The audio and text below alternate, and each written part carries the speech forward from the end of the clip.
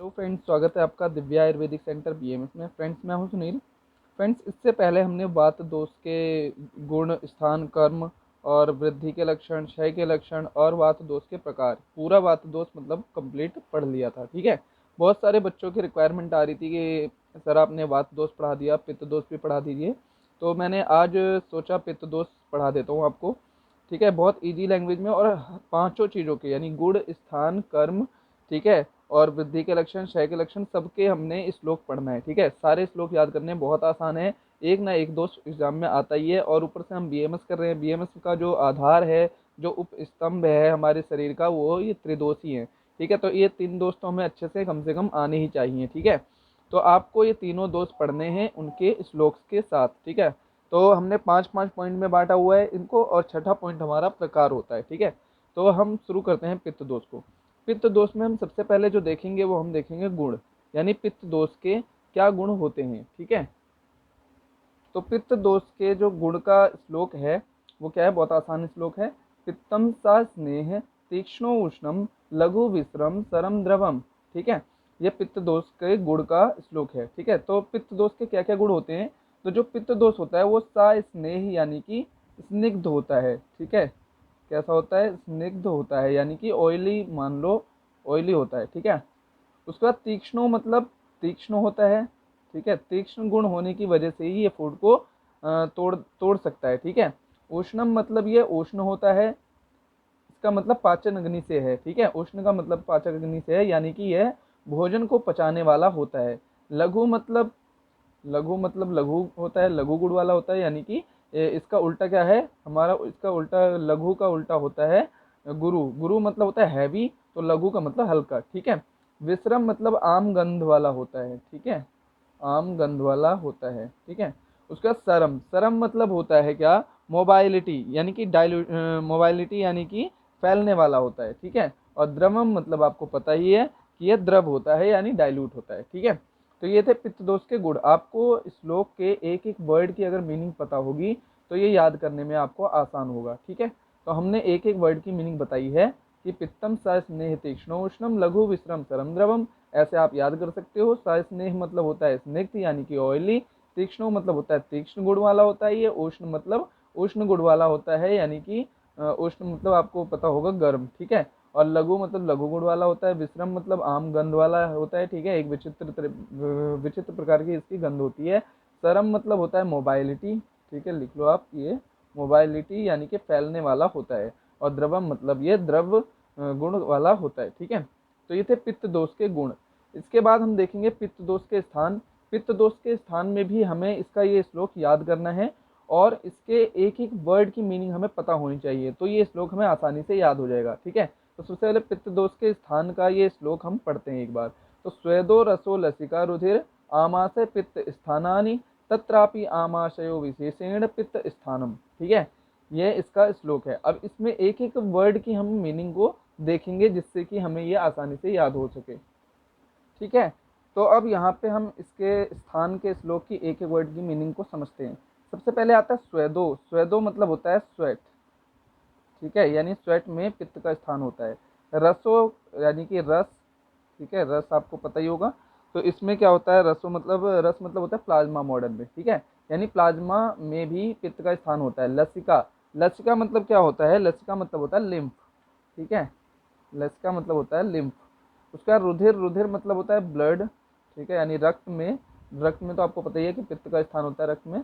आमाशय, आमाशय मतलब होता है स्टमक। ठीक है, पित्त स्थानानि। ठीक है, यानी कि ये सारे जो स्थान बताए गए हैं यहाँ पे पित्त होता है, यानी पित्त के ये स्थान होते हैं। स्वेदो मतलब स्वेट, रसो मतलब रस यानी कि प्लाज्मा, लसिका मतलब लिम्फ, रुधिर यानी कि ब्लड, आमाशय यानी कि स्टमक, ये पित्त के स्थान हैं। ठीक है, तत्रापि यानी कि इनमें से भी, आमाशयो विशेषेण पित्त स्थानम, यानी कि जो स्टमक है वो वो पित्त का जो है वो विशेष स्थान है। ठीक है, विशेष स्थान कौन सा है, आमाशय। ठीक है, तो ये था पित्त के स्थान। इसके बाद हम देखते हैं पित्त के कर्म, यानी फंक्शन ऑफ पित्त दोष। ठीक है, तो इसका फंक्शन क्या होता है पित्त दोष का, इसको पढ़ेंगे। सबसे पहले हम इसका श्लोक पढ़ते हैं। अनुग्रहणाति अविकृतम, पित्तम पकत्य उष्णम, दर्शनैः क्षुत त्रिड रुच, प्रभा मेधाधि शौर्य तनु मार्दवे। ठीक है, हमने इसमें एक एक वर्ड को अलग अलग करके लिखा है ताकि इसे पढ़ने में भी आसानी हो और आपको ये आसानी से याद भी हो जाए। ठीक है, तो यहाँ पे हमने इसे तोड़ तोड़ के लिखा है जिससे श्लोक आपको याद हो जाए, और फिर हम एक एक वर्ड की आपको इसकी मीनिंग बताते हैं, तो ये और भी अच्छे से आपको याद हो जाएगा। ठीक है, कुल मिला के आपको तीनों दोष को बहुत अच्छे से पढ़ना है फ्रेंड्स। पहले मैंने जो वात दोष पढ़ाया है उसमें भी आप पढ़कर देखना, मजा आएगा। और पित्त दोष भी हम पढ़ रहे हैं, आपको इसमें भी मजा ही आ रहा होगा क्योंकि आपको इसमें श्लोक भी मिल रहा है, श्लोक के एक एक वर्ड की मीनिंग मिल रही है, यानी कि आपको पित्त दोष अच्छे से याद हो जाएगा। ठीक है, तो हम देख रहे थे पित्त दोष के कर्म, इसके हमने श्लोक पढ़ लिए थे। अब एक एक वर्ड की मीनिंग को देखते हैं क्या होगा। ठीक है, तो पित्तम पकत्य उष्णम, यानी जो पित्त होता है, पकत्य मतलब क्या हो गया, पाचन। ठीक है, पित्त मतलब पाचन, यानी पित्त दोष जो होता है उसका काम क्या है, पाचन करवाना। उष्णम, उष्णम मतलब गर्मी। ठीक है, यानी कि जठराग्नि धातु अग्नि को ये प्रदीप्त करके पाचन करवाएगा। ठीक है, तो उष्णम मतलब का अर्थ है अग्नि से। ठीक है, उसके बाद दर्शनय, दर्शनय का मतलब क्या होता है, विजन। ठीक है, यानी जो हम देखने का काम है हमारा वो पित्त दोष की वजह से है। क्षुत मतलब क्या होता है, क्षुत मतलब होता है भूख लगना। ठीक है, यानी जो हमें भूख लगती है वो वात पित्त दोष की वजह से ही हमें भूख लगती है। ठीक है, उसके बाद त्रिड, त्रिड का अर्थ होता है प्यास लगना। ठीक है, प्यास लगना। रुचि मतलब हमें किसी चीज में रुचि है, किसी में नहीं है, यानी कि भोजन के प्रति इच्छा होना ही क्या कहलाता है, रुचि। यानी कि भोजन के प्रति इच्छा पित्त दोष की वजह से होती है। ठीक है, इच्छा। उसके बाद प्रभा, प्रभा मतलब प्रभा का क्या अर्थ है यहाँ पर, तो प्रभा का यहाँ पर अर्थ है कि हमारी बॉडी मतलब अच्छी दिखे। ठीक है, प्रभा मतलब होगी कांति। ठीक है, कांति। इसके बाद मेधाधि, मेधाधि मतलब क्या होता है यहाँ पर, तो मेधाधि का अर्थ है यहाँ पर बुद्धि। ठीक है, मेधाधि का क्या अर्थ है, बुद्धि। उसके बाद शौर्य, शौर्य का तो मतलब आपको पता ही होगा। ठीक है, शौर्य का अर्थ होता है करेज, यानी कि वीरता। ठीक है, करेज यानी कि वीरता। और तनु मार्दवे। ठीक है, तनु मार्दवे का अर्थ क्या है, तनु मार्दवे का अर्थ है स्मूथनेस ऑफ स्किन। ठीक है, इस टोटल का मतलब है स्मूथनेस ऑफ स्किन।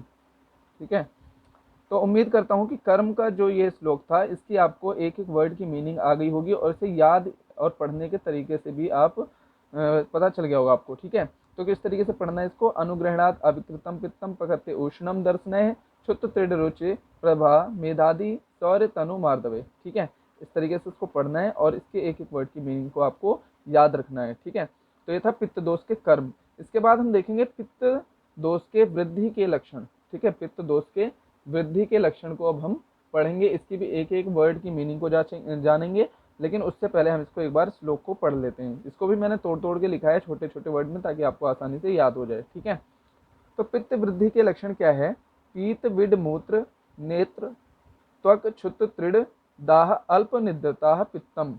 ठीक है, ये होगा पित्त वृद्धि के लक्षण के श्लोक। तो इसको अब हम एक एक वर्ड की मीनिंग को यहाँ पर देखते हैं। ठीक है, तो सबसे पहला जो वर्ड है वो क्या है, पीत। ठीक है, पीत का क्या अर्थ है, अगर हमारी बॉडी में पित्त दोष की कमी हो गई तो हमारी बॉडी कैसी दिखाई देगी, पीली।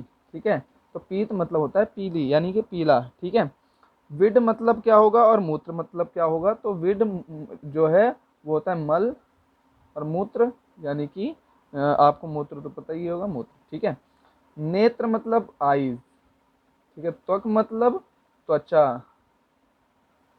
ठीक है, अब त्वचा यानी कि इन चारों पार्टों को देखो, मल मूत्र आइस त्वचा। ठीक है, ये चारों कैसे दिखाई देते हैं, पीले।